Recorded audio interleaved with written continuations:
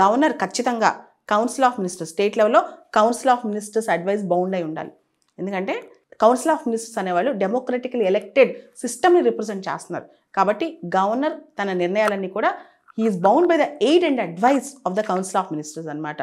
And ఇష్టం వచ్చినట్టు ప్రతి బిల్లు ప్రెసిడెంట్కి రిజర్వ్ చేసే అధికారం గవర్నర్కి లేదనమాట. ఒకసారి రెండోసారి తిరిగి అసెంబ్లీ పాస్ చేసిన తర్వాత గవర్నర్ మళ్ళా ప్రెసిడెంట్కి పంపించడం చాలా తప్పు. ఇది ఫెడరల్ విలువలకి డెమోక్రటిక్ విలువలకి విరుద్ధం అని చెప్పారనమాట.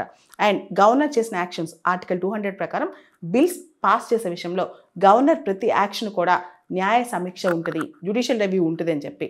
అండ్ ఈ జడ్జిమెంట్ అనేది కేంద్ర రాష్ట్ర సంబంధాల్లో ఒక ల్యాండ్ మార్క్ జడ్జిమెంట్ అని చెప్పొచ్చు. ఇంతకుముందు మేము ఇచ్చిన ఏ జడ్జిమెంట్స్ తమిళనాడు గవర్నర్ పాటించలేదు. ఇంతకుముందు చాలా జడ్జిమెంట్స్ ఉన్నాయి గవర్నర్ ఎలా బిల్స్ పాస్ చేయాలనే దాని మీద.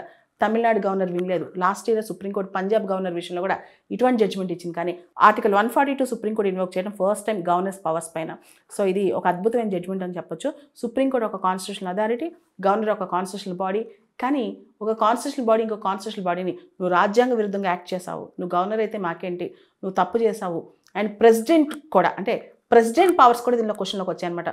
కొన్ని బిల్స్ ప్రెసిడెంట్ దగ్గరికి వెళ్తే ప్రెసిడెంట్ రిజెక్ట్ చేయటం, ప్రెసిడెంట్ కన్సిడర్ చేయకపోవటం, అవన్నీ పక్కన పెట్టేసి అన్ని 10 బిల్స్ పాస్ చేసేస్తున్నామని చెప్పి సుప్రీంకోర్టు చెప్పడం అంటే అసలు మామూలు విషయం ఇది.